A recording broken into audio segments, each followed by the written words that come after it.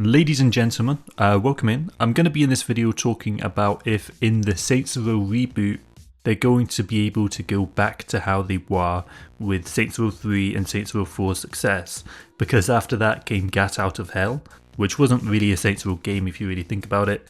It wasn't even really in a city, instead you were in hell.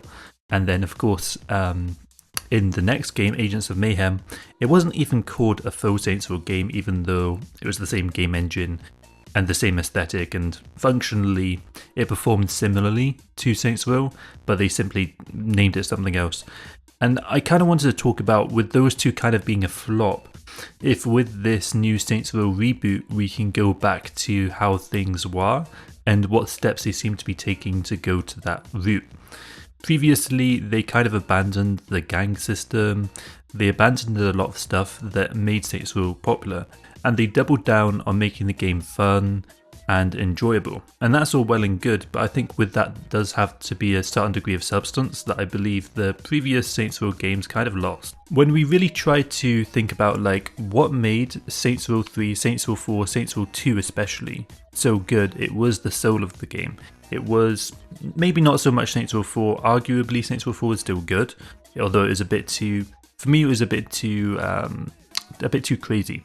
Of course, for those that don't know, you became the president, you saved the world from a nuke, aliens invaded, and I think at the end the world blew up, I think.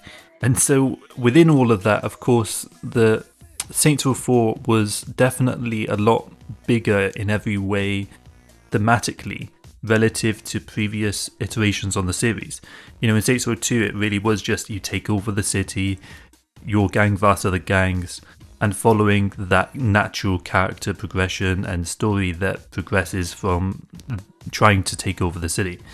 And I feel like they kind of went off the beaten path and have even entirely abandoned the city idea in the subsequent Saints Row games like Gat Out of Hell and like Agents of Mayhem.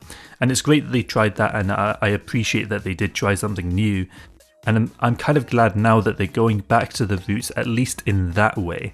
It does also seem like they're going a bit more back into the roots in terms of the story not being absolutely insane, and perhaps a little bit more grounded in reality and a little bit more grounded in physics. Of course, there still is going to be like that fun aspect that is made sure it's front and center. Now, another big problem that Agents of Mayhem specifically had is that it was full of bugs on release, and I mean full of bugs. And so I am happy that Saints Row Reboot did initially get delayed from originally meaning to release in February to now getting released in August, because that does mean that the game has had more time to fix the bugs that plagued Agents of Mayhem. Now, of course, Agents of Mayhem wasn't officially a Saints Row game, but it was still a fun game. The characters were decent, the writing was decent. It also had like a lot of good voice lines in it that a lot of other games kind of sometimes fail to do, and so the NPCs that you're around when you're not in a cutscene will just stand there idle. Whereas in Agents of Mayhem, they actually did have a lot of unique lines, which I really do appreciate. It also was graphically pretty good, the art style was good, and the voice acting again was good.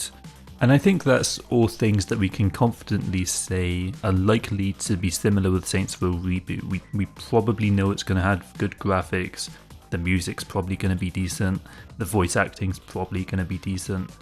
One thing that I am a bit concerned about is the writing going to be good? Is it going to be a good story? And that's part of course, what makes a good Saints Row game.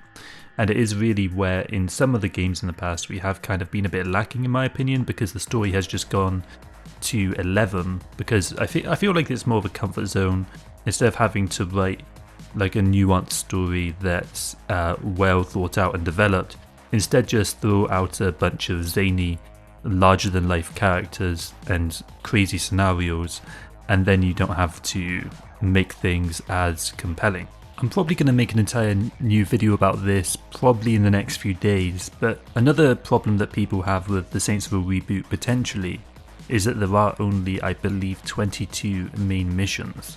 And so within that, you know, you have to think, are these main missions going to be 10 minutes long, half an hour long, an hour long?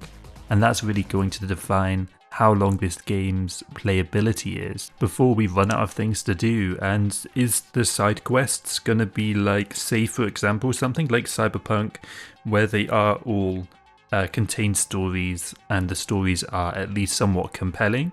Or is it gonna be more like side quests in some other games where it's simple fetch quests with text and not much audio?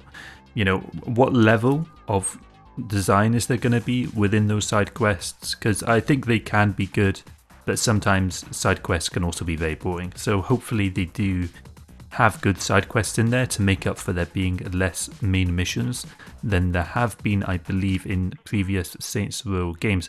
Although in previous Saints Row games, actually, some of the main missions were like, go talk to this NPC on the other side of the city or something. So it wasn't like, even though the previous games have had more main missions, that they necessarily were that in depth. And so perhaps maybe within these main missions, there might be, 10 parts to it, which could make it, of course, last a reasonable amount of time. Oh, by the way, this channel is exclusively about Saints Row footage up until the release of the game. I release one video every 2 days. I make sure that each video is a unique topic and discussing something new, so I recommend that you do follow and subscribe to the channel so that you're kept up to date and you don't miss out on anything. Feel free to also leave a comment and like in the video as well. Have a great day. I'm out. Subscribe. GG. Bye bye.